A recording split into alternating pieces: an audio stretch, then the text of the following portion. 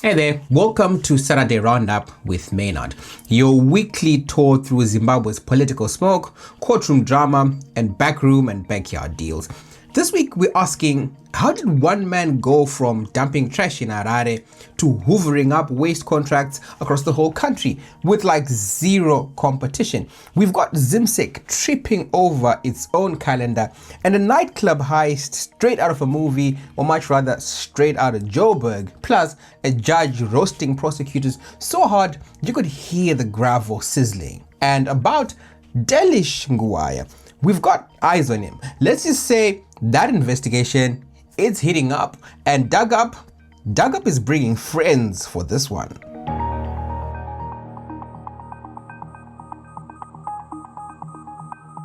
So we begin in Bulawayo, where a scene straight out of a heist film played out this week. Staff at Zara Lounge nightclub were ambushed by 3 armed robbers just as they were counting the weekend takings. The gang stormed in, forced the workers into a room, and made off with about US $4,300. Police say they arrived quickly, but the suspects, they'd already fled. Armed officers were seen on the rooftops of the nightclub surrounding the entire building, but they found only terrified staff inside. The building also houses Crystal nightclub, and curious onlookers from the Rainbow Hotel nearby, they watched it all unfold.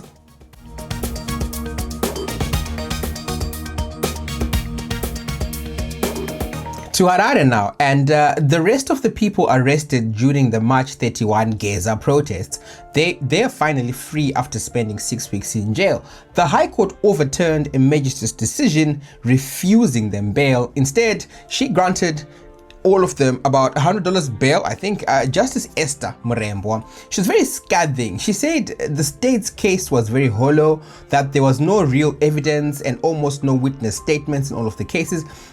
In her words, she said, how can you have a whole lot of people in custody without witnesses? You're talking about 100 people who've been brought up on charges. The prosecutor, Charles Mchemwa, he conceded the point, admitted that the lower court, the magistrate's court, they shouldn't have denied these protesters bail to begin with. So the judge ordered all the suspects to report to the police regularly, depending on where they live, and warned them not to interfere with investigations. It makes you wonder, is the state using remand prison as a form of punishment instead of evidence-led prosecution? Did they actually believe these guys wanted to remove Mnangagwa or to commit a crime? Or is this one of those, we'll punish you for voicing your opinion? And how many other detainees are languishing in jail because the prosecution just isn't ready for trial?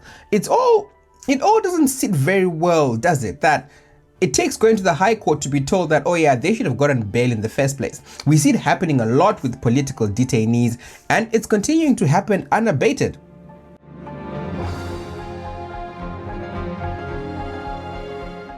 In education news, ZIMSEC is scrambling after a blunder in the mid-year exam timetable. English and combined science papers, they were mistakenly scheduled for the 26th of May, which is a public holiday since Africa Day falls on a Sunday this year. They've now moved those papers to May 23, a couple of days before. But the concern is, have all the candidates, especially private ones, been informed in time of the change? ZIMSEC says they've sent a circular to all the schools and they're using various communication channels. Let's just hope no student shows up on the wrong day or misses the exam on the new rescheduled day. Although it boggles the mind though, doesn't it? How does the National Exam Board miss a public holiday? Aren't they supposed to be the custodians of intelligence, smartness, and education? And what happens to private candidates who show up on the wrong day, who just don't get the new communication? Is there even enough communication between ZIMSEC and non-schools candidates? And just how embarrassing is it that the National Examinations Board set up examinations for a public holiday?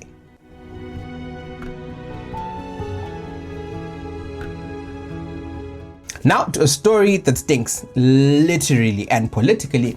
Geo Pomona waste management is expanding, and not just a little. They want to manage all the waste in every Zimbabwean province. That's right, from Harare to Hwange to Bulawayo to Beitbridge.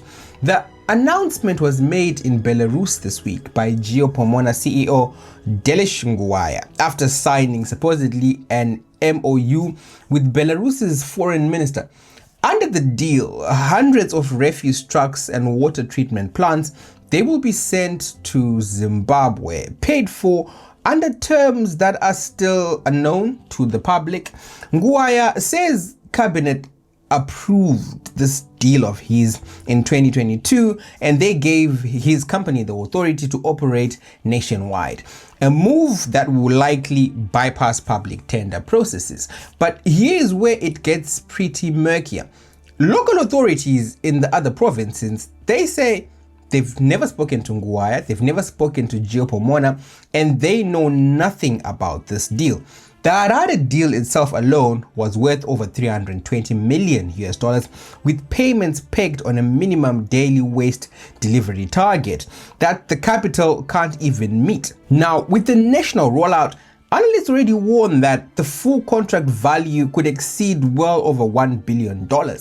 And is this expansion legally sound without local council agreements? And should such billion-dollar deals be awarded without public tenders? You know, public tenders exist to protect the public from nepotism, corruption, and all the things that we get under the current administration.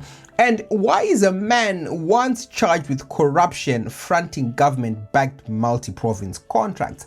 Nguwaya is no stranger to controversy. He was once arrested over shady COVID-19 contracts involving Drax International. If you remember, it was the exposés on Nguwaya that got Hope Chingono arrested, and that got a lot of journalists in trouble, like Ndudu Matutu. Nguwaya is a regular at state functions and is closely linked to President Mnangagwa's son, Sean. And yes, he is the subject of a collaborative investigation which Dagap is actively working on. We've teamed up with local investigative partners to dig into these contracts, the deals, and the politics behind the waste. Of course, more of that will be coming in the next few weeks. For now, you've got that sticking deal to rub you the wrong way for the rest of the week.